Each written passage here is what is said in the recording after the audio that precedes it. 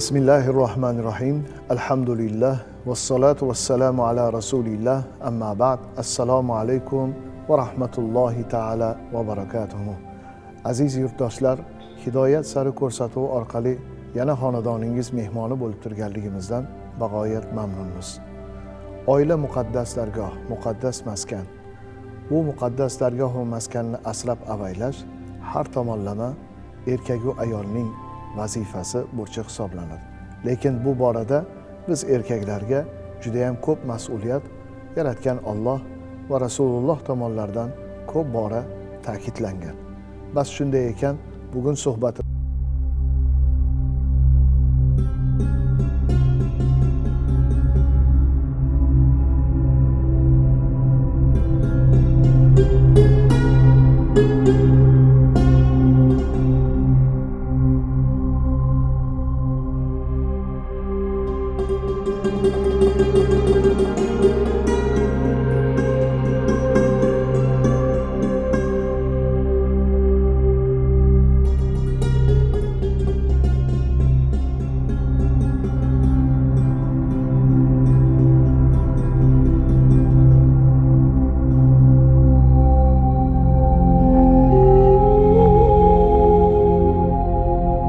o'sha ishlarni boshidan o'tkazgan bo'lsa, nur ustiga nur. Ustoz, bir narsaga e'tibor qaratsak, to'y deganda hammamiz faqat o'sha 1-2 soatlik to'yga to'y deb qaraymiz. Aslida to'y haqiqatda bir xursandchilik, dinimizda keng imkon berilgan ish hisoblanadi. Shu oilani boshlanishi er xotin bir-birini tanlashidan, ya'ni ota-onalarining maslahati bilan munosabat o'rnatilishiga va bu ishlarning avvali esa sovchilik asosida boshlanishi hech kimga sir emas. Shunday ekan, muborak dinimizda sovchilik xususida qanday tavsiyalar berilgan, qanday ko'rsatmalar berilgan, mana shu haqda bizga so'zlab bersangiz. Darhaqiqat avvalo oila muqaddas dargoh. Albatta oila halol pok bo'lsa, oila tinch bo'lsa, albatta shu mahalla qolaversa, albatta yurt tinch bo'ladi. Turmush yanada farovon bo'ladi. Shunday ekan, mana shu oilani shakllanishda, oila bog'lanishda eng avvalo haqiqatdan hayotda achchiq tushishini ko'rgan, hayotiy tajribaga ega bo'lgan insonlar bu haqida bosh qotirish kerak. Sovchilik haqida gapiradigan bo'lsak, albatta bu azaldan bor narsa. Sovchilik deganda biz bevosita muayyan bir qiz yoki ayolga uylanish istagini bildirgan, ya'ni inson valiylari, ya'ni ota-onalari deb aytaylik, mana shunga sovchilik deyiladi. Mana shu o'rinda sovchilikdan murod demak oila paydo bo'lyaptimi? Diqqat qilishimiz kerakki, hushyor bo'lishimiz kerakki, insonlar orasida bo'ladigan munosabatlarning eng haloli ham, pokizasi ham mana shu oila tuzishda bosh-qosh bo'lish. Nikoh. Nikoh eng ulug' marosim bo'ladi. Nega deganda, mana shu nikoh bilan yuqorida aytganimizdek, oila paydo bo'ladi, shu yerda insoniyat tarqaladi. Shunday ekan, sovchilik masalasida 2 yosh o'zlari izhor qilishi bir bo'lsa, lekin o'zimizni udumimizda, odobimizda, azaldan qadriyatlarimizda ota-ona shu farzandlari o'g'ilmidi, qizmidi voyaga yetsa, demak shunga qarab qadam tashlaydi. Mana shu o'rinda men aytmoqchiman, ota-onaning vazifasi faqatgina farzand dunyoga keltirib qo'yib, ularning soni bilan, ismi bilan yoki vazifasi bilan chegaralanmasdan, ota-onaning vazifasini oxiri ham voyaga yetgandan keyin uzatishlik. Qiz bo'lsa, o'g'il bo'lsa uylab qo'yish. Ana shunga ham tayyorlab borish kerak bo'ladi. Nega desiz, bu yerda ishini ham bo'lar, o'qishini ham qoylatir, lekin turmushga tayyorgarligini biz tayyorlanishimiz kerak. Qiz bo'lsa ozodalik, pokizalik, itoat, diyonat mana shu kerak. Bu zamon taqozosi. Qaysi zamonda bo'lmasin, Allohdan qo'rqish kerak, erni hurmatini bilish kerak. Kuyovni ham ota tarafdan oilada nima turmushga tayyorlash kerak. Ota harakat qiladi, tashiydi, katta qiladi, uylaydi, lekin uylashdan oldin demak bir yerga sovchilikka borishdan oldin o'sha ota-ona bolalarim qanchalik tayyor, unga uylashtirib qo'ysam tortib ketadimi, uni baxtini bera oladimi, otalik qila oladimi deb ota qayg'urish kerak. Jumladan qizni ham ota-onalari bunga demak uzatishdan oldin qizni demak obdon tayyorlash kerak. Ota-ona shu oxirgi ishidan xursand bo'lib, ularni baxtli ko'rish kerak. Lekin sovchilik deganda goho eshitib qolamiz, o'sha xonadonda palonchini qizi voyaga yetdi-ja, ota-onasi topar tutari yaxshi, tezroq uylab qo'yay dedi-da, uylab ham qo'yishadi. Lekin orada haligi tabiati to'g'ri kelmaydi, xarakteri to'g'ri kelmaydi dedi. Hech kim xarakteri to'g'ri kelmaydi. Unga moslashish kerak bo'ladi. Vaholanki o'sha qiz erka hurmatda yashagan, kuyovto'ra xarakteri to'g'ri kelmasa, lekin u bilan chiqisha olmagandan keyin otani ham halovati buziladi, kuyov tarafdan onani ham. Shunday ekan, mana shu yerda sovchilik deganda shoshilish kerak emas. Boyaga o'zi chiroyli aytdi, noxushli bo'lib qolmaslik kerak, halovat buzilmaslik kerak. Shunday ekan, bu umr savdosi bo'lganligi uchun o'zi tayyorlanib, yaxshi o'rganib, surishtiruv kerak bo'lsa 7 mahallani surish kerak. Asliga qarash kerak, nasliga qarash kerak. Mana shu yerda ulug' ajdodlarimiz, hatto Hazrati Amir Temurdek zot farzandlarini uylantirishda 7 tomonga odam yuborganki, shunga mos asl nasl to'g'ri kelsin degan. Bo'lmasa bir og'iz gapini terib qo'ysa bo'ladi. Yo'q, asli nasabi, diyonati bo'lsin. Sovchilik deganda o'zining madaniyati bor, tartibi bor, urfimiz bor, odatimiz bor. Eshikni taqillatib borganda ham bismillah deb o'sha yerga borib, qizni so'rab borishlik va o'rganish kerak. Va shunda ham kuyov taraf shunga tayyor bo'lish kerak. Yoshligidan qizimizni yemay, ichmay, asrab avaylab voyaga yetgandan uzatayotganimiz, uni qancha ota-onaning orzu havasi bor, egasiga berish kerak. Yaxshi bir inson to'y qilib qoldi, taklifnoma berdi-da, xizmat safarida edim, bora olmadim. Keldim, ro'para kelib qoldik, yoshlar yaxshi o'tiribmi desam, qora aka, adashibman, qizimni nobud qilibman. Kuyov bola umuman giyohvandlikka mukkasidan ketgan ekan. Hozir shuni ajratib olish uchun yuribman dedi. Shuning uchun kelin kuyov tanlashda 7 o'lchab bir kesib qovishtiraylikki, toki o'shalar o'zlaridan ko'paysin. Alloh o'zi baraka beradi shunda. Shunda qo'sha qaraydi. أعوذ بالله من الشيطان الرجيم بسم الله الرحمن الرحيم يا أيها الناس اتقوا ربكم الذي خلقكم من نفس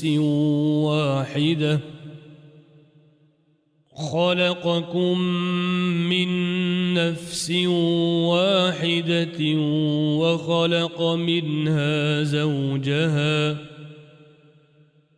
وبث منهما رجالا كثيرا ونساء واتقوا الله الذي تساءلون به والأرحام إن الله كان عليكم رقيبا. Ey odamlar, sizlarni bir jon odamdan yaratgan va undan jufti Havvoni yaratgan hamda ikkisidan ko'p erkak va ayollarni taratgan Rabbingizdan qo'rqingiz. Shuningdek, o'rtalaringizdagi o'zaro muomalada nomi keltiriluvchi Allohdan va qarindoshlar aloqasini uzishdan qo'rqingiz. Albatta Alloh sizlarni kuzatib turuvchidir. Niso surasi 1-oyat.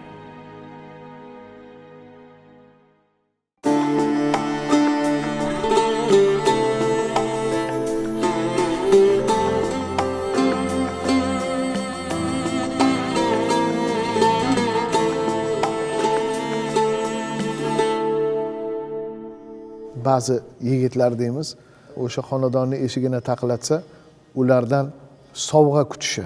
Qanchalik dinimizda bu narsa qoralanadi. Ya'ni o'zi aslida to'ydagi xarajatlar, harakatni asosini qaysi taraf tashkil etish kerak? Ayrim viloyatlarimizda, shahrimizning ba'zi yerlarida ham topiladi. Kelin taraf 40 kungacha kuyovni xonadoniga taom tashishligi, qudalarni o'rtasini qanchalik isloh qiladi yoki uni aksincha uzoqlashtiradi? Shu haqda ham suhbat qilib bersangiz. Rahmat. Dar haqiqat umr savdosi deganda buni savdoga qo'yib yuborish kerak emas. Har bir narsaning me'yori bor. Me'yordan ortiqchasi isrof deyiladi. Azaldan nazarda tashlaydigan bo'lsak, tariximizda o'rtahollik qabul qilingan. tarafdan qizni demak tasarrufini zimmasiga olish, o'sha to'y berish, jamlash, olib kelish payg'ambarimiz sunnati. Allohga shukr deymiz, mana keyingi mana mustaqillikda 2-yarim yilligida aynan mana shu sunnat qayta tirildi-da. Buni anglab yetgan fuqarolarimiz, otalar, bobolar anglagan holatda kelin tomonga o'sha sovchilik nihoyasi yetganda zimmasiga olib, qizimizga biz hech narsa shart qo'ymaymiz, o'zi ixtiyor qilgan, xohlagan narsasini olib kelsin, qolgani biz o'zimiz deb, qarang, uyni bezab, o'sha zarur maishat uchun kuyov taraf tayyorlab berishligi albatta sunnati Rasululloh. Buni ham biz goho eshitib qolamiz yoki to'yda ishtirok qilib qolsak, baraka topsin, o'sha kuyov taraf shuni zimmasiga oladi. Lekin ba'zi bir tarafda haligacha o'sha tushuncha bor, ketma-ket birinchidan men qayarim kam undan yoki orzu qilyapman, o'g'lim o'sha u ham qilib bersin, u boyagidaqa adasi hokazo topar tutar, olib kelsin, o'sha garnituri deymiz, boshqasi uyni bezasin, shu illat qolgan. Bu hech shariatga to'g'ri kelmaydi, urfimizga ham to'g'ri kelmaydi. Mana shu yerda yana tarixga nazar tashlaydigan bo'lsangiz, ota-bobolarimiz davrida bu narsa bo'lmagan. Ayolni boqish, nafaqata ahli ayol, albatta vojib erkak kishiga. Lekin o'sha achinarli holatlari haqiqatdan ham shu chaqir, apki, yig'ishtir, hattoki shularda guvoh bo'lganman, muhtaram domlalar. Qiz tomonidan kelgan o'sha ro'zg'or deymizmi, sep deymizmi, qaytarib olganini guvohi bo'lganman-da. Qarang, 2 yoshga bordi, keldi, kelishuv bo'ldi, boyagi sovchilik, ilg'lik bo'ldi, kuni tayinlandida, hali sep yoydi. Shularda qaynni ko'rib, meni uyimga bu yarashmaydi. Qabul qilmadim, qaytar degan bo'lgan voqealar. Bu qudachilik 1000 yilchilik. Men aniq bilaman, bu bilan mustahkamlanmaydi. Mustahkamlanmaydi. Aksincha mehr qochadi. Bu yerda bor, yo'g'i bor, imkoni yo'q. Shuning uchun bu hammasi diniy termin bilan aytilgan bid'at bu. Bu hech kimga yoqmaydi. Shuning uchun shu to'ylarda eng avvalo talab qilishlikda kuyov taraflarga insof bersin. Nima olyapti? Bir beg'ubor, dilbar, iffat egasi bo'lgan qiz kelyaptimi? Uni ehtiyot qilish kerak. Bir nihol ekyapti. Uni mol dunyosiga qaramas, uni sog'ligiga qarasin, yaxshi gapda ayamasin. Ota-ona aql bo'lsin. Mana shu aqllik boyagindek bo'lsa, er-xotin, ota-ona shu oilada muhit chiroyli bo'lsa, albatta shunda baraka bo'ladi. Asosan ikkala yosh bir-birini yaxshi ko'rsin, bir-biriga tashna bo'lsin, qo'sha qarasin, Alloh barakasini beradi. Demak, bundan tushunishimiz qiyin bo'lmaydiki, boshlanayotgan ish Allohdan qo'rqish bilan, rasul hikmati maxofatulloh degan qoidaga muvofiq, ya'ni har bir ishimizda Alloh nima deydi, Rasululloh nima deydilar, dinimni ko'rsatmasi qanday degan har bir ota-onada savol turishi va bir eshikni taqillatishdan oldin o'ylab kimni xonadoniga kelayotganligini mulohaza qilsin. Ya'ni ba'zi ayollar yurib qoladi mahallada, qayerda qiz bor deydi. Xuddi bir bozorda bir axtarib yurgandek. Yo'q, unday emas. O'zi tanigan, bilgan yoki bir inson daraylasa ham ozgina bo'lsa-da ma'lumotga ega bo'lishi va kafoat bo'lishligi, qanchalik u xonadon bilan bu xonadon kelajakda to'g'ri bo'lishi. Masalan, dinimizda ham kafoat degan narsa bor. Kasblar ham to'g'ri kelishi ahamiyatli. Endi bugungi kunda ba'zi kishilar yolg'on aralashishi, o'zi xonadonga ega emasda ijaraga katta xonadonlarni yoki avtoulovlarni deymiz, mashinalarni oladida, to'ydan keyin bulardan hech narsa asari yo'q. Ya'ni qiz tomon, kuyov tomondan birmuncha baland pog'onada bo'lsa, mana bular bilan men ham tengman degan holatda yolg'on aralashtiradi. Bu ham noto'g'ri ekanligini ko'rsatadi va oilani tez ajrashib ketishiga ham Alloh asrasin sabab bo'lar ekan. أعوذ بالله من الشيطان الرجيم. بسم الله الرحمن الرحيم. ومن آياته أن خلق لكم من أنفسكم أزواجا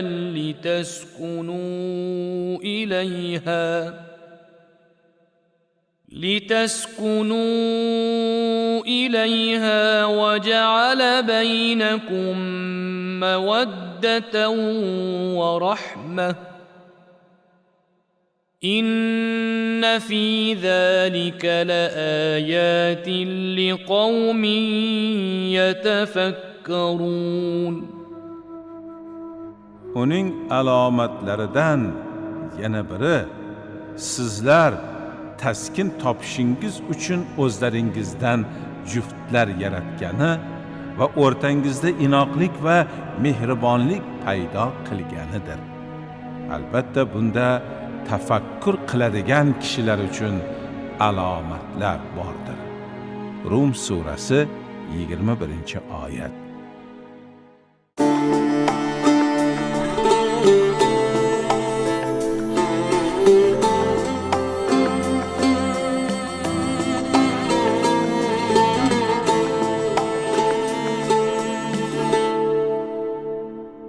Dinimiz nihoyatda mukammal. Undan kamchilik izlagan inson xatokor ekanligini hammamizga ma'lum. Chunki Alloh taolo Qur'onda aytadiki: "Astaiz billah, la yukallifullohu nafsan illa wus'aha."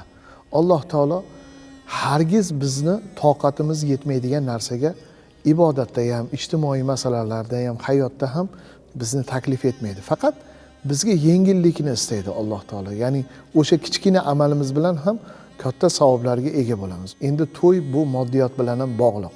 Alloh taolo Qur'onda aytadiki: "Astaiz billah va atun nisaa sadoqatihinna nihla." Ya'ni erkaklarga, bizning zimmamizga Alloh taolo ayollarga mahrlarni chiroyli qilib berib qo'ying deyapti. Lekin biz mahrni o'rniga boshqa xarajatlarga e'tibor qaratyapmiz-da, ha desa men qalin pulni berganman, sut pulini berganman deb ba'zida minnat ham qilib qo'yishadi. Mana shu haqida bir kengroq batafsil bizga tushuncha bersangiz. Haqiqatdan avvalo dinimiz islom ayollarga alohida e'tibor beradi. Ular onalarimiz, qizlarimiz, kelinlarimiz bo'lib yashaydi. Qarang, hattoki butun boshli sura Niso deb ayollar deb nomlanishida mana o'z chiroyli keltirdingiz.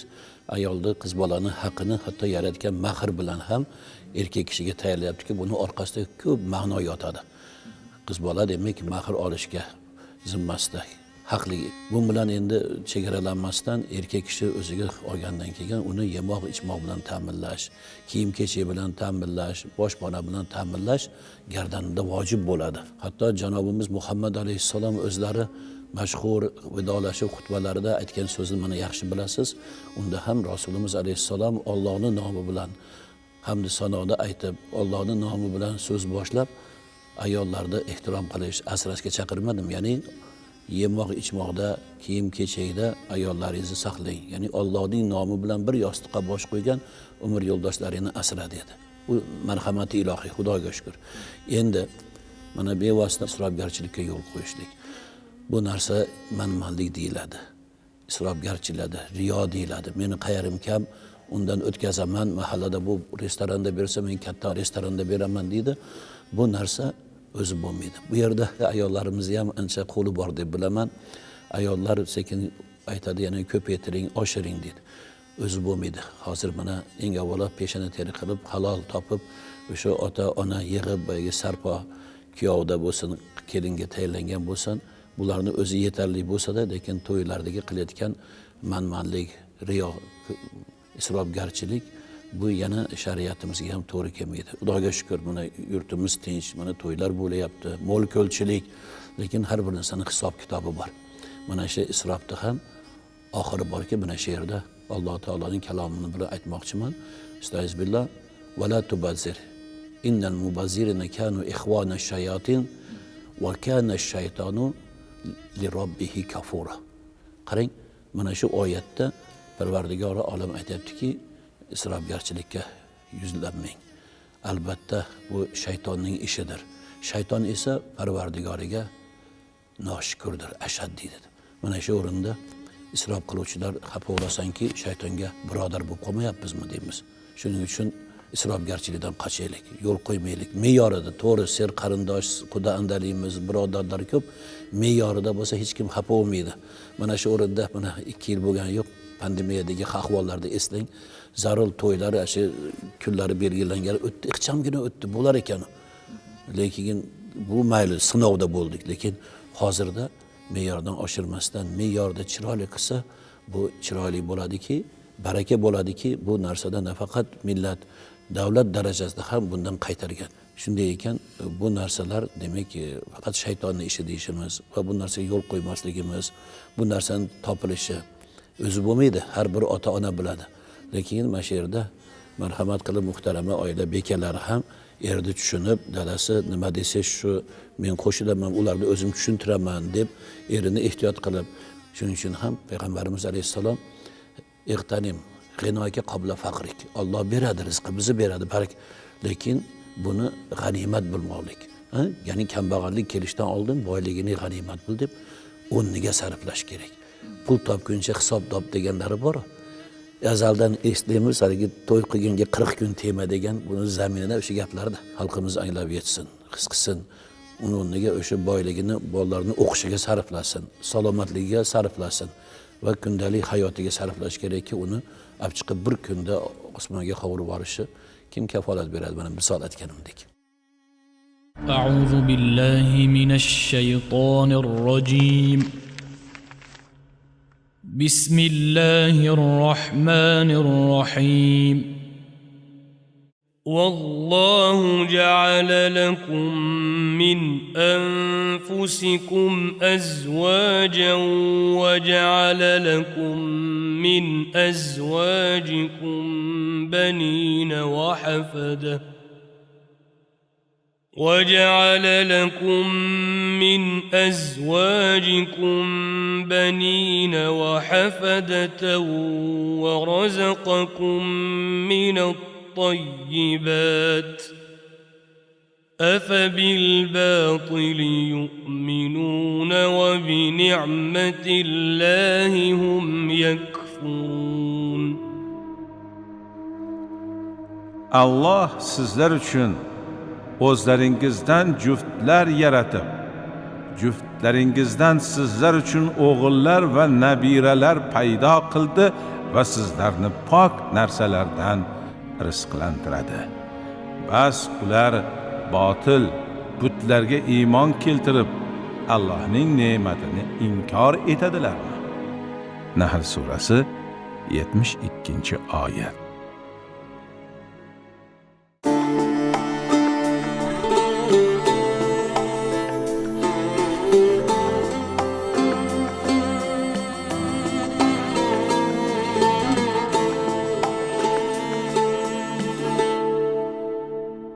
Biz suhbat davomida judayam bir kerakli tavsiyalarni oldik. Qimmatli vaqtingizni ayamasdan Hidoyat sari ko'rsatuviga tashrif buyurganingiz uchun sizga alohida ko'rsatuv jamoasi nomidan tashakkurimizni izhor qilamiz. Alloh taoloning dinini, Rasululloh sallallohu alayhi va sallamning muborak sunnatlarini yurtdoshlarimizga, vatandoshlarimizga yetkazishda qilayotgan ulkan xizmatlaringizga Yaratgandan ulug' ajr mukofotlarni so'rab qolamiz. Yana bir bor sizga tashrifingiz uchun tashakkur.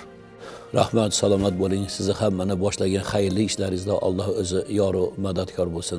Aziz yurtdoshlar, mana guvohi bo'lganingizdek, bugun oilalarimizni tinch bo'lishiga, yoshlarni baxtli, saodatli hayot kechirishlari uchun judayam ko'p ishlarga barchalarimiz mas'ul ekanligimizni yana bir bor eslatildi. Bu eslatmalarga chiroyli amal qilishni Alloh barchamizga muvaffaq aylasin. Zero har bir ishda, har bir insonni hidoyasiga sabab bo'lish saodat.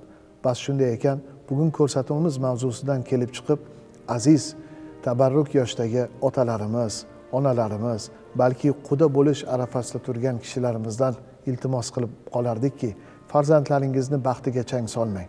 Arzimas dunyo matosi deb ularni o'rtasini buzmang va farzandlarni tirik yetim qilishga hech kimning haqqi yo'q. Ya'ni ularni saodatli hayot kechirishlariga bor imkonimiz bilan, ya'ni iymon bilan, e'tiqod bilan go'zal hayot kechirishlikka barchamizni Alloh o'zi ibrat namuna qilsin. Xonadoningizni hidoyat aslo tark etmasin. Vassalomu alaykum va rahmatullohi taala va barakatuh.